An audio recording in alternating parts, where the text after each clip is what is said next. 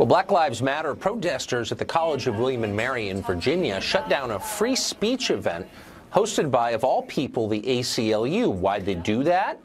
Because free speech is now bigotry. Watch this.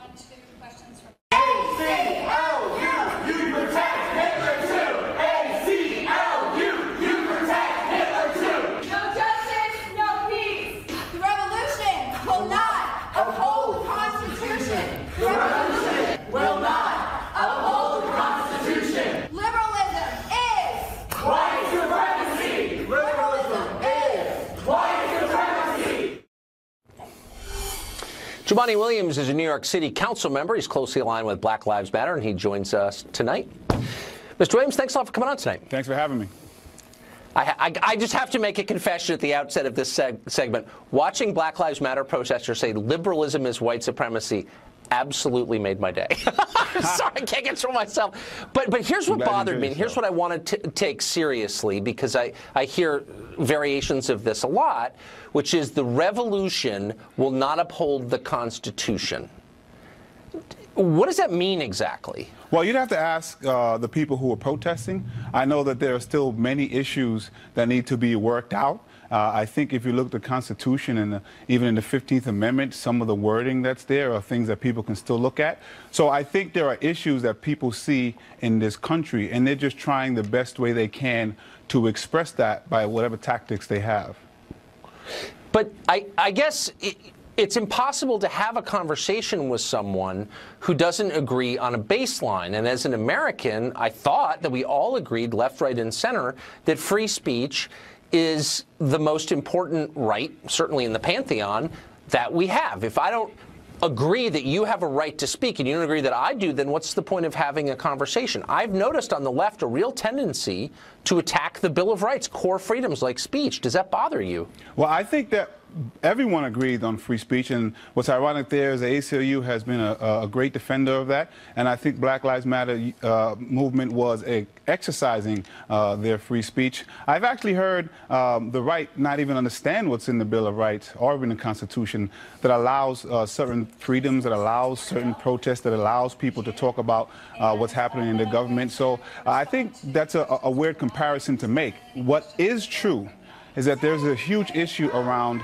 supremacy and privilege, and we should be marginalizing that. But instead, I believe it's been given a megaphone, and that's causing the division even to grow in this country. Yeah, I mean, I have, of course, no idea what you mean, and I'm not sure you do either. Let's just go back to the core. There's issues of supremacy and privilege. Here's the bottom line. So you have a right to say... I don't know how it relates to. I don't know how it relates to free speech. You have an absolute right to say what you think is true. Period. I have it. You have it. And Black Lives Matter in this tape is contesting that. They're attacking free speech by name. They're actually protesting. Yes, they are. Which is part of free speech. In fact, they're actually shown that they have the courage to put up and protest their friends. I wish some people on the right would show the same courage with some of the craziness that I hear coming from people on the right.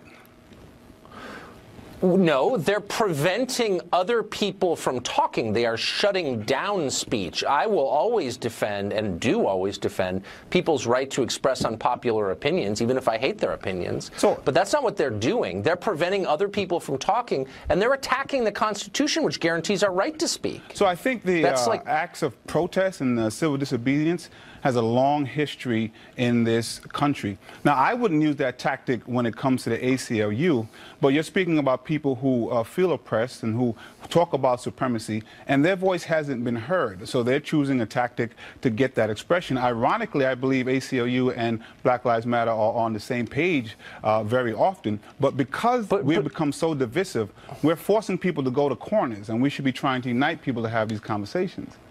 Well, yeah, or not, but we shouldn't be preventing other people from saying what they think, period, whether you agree with them or not. In fact, especially if you disagree with them.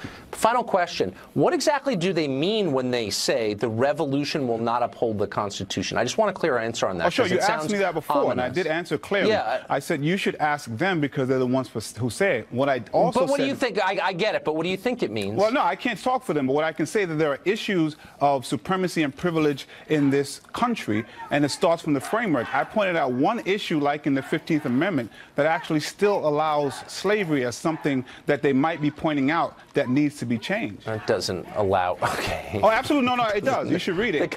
If you're in the prison, you can be a slave. That's period. I mean, all your viewers who are going to tweet me later, they should just look that one up. Okay. I hope they will. Jumaane Williams, thanks for joining.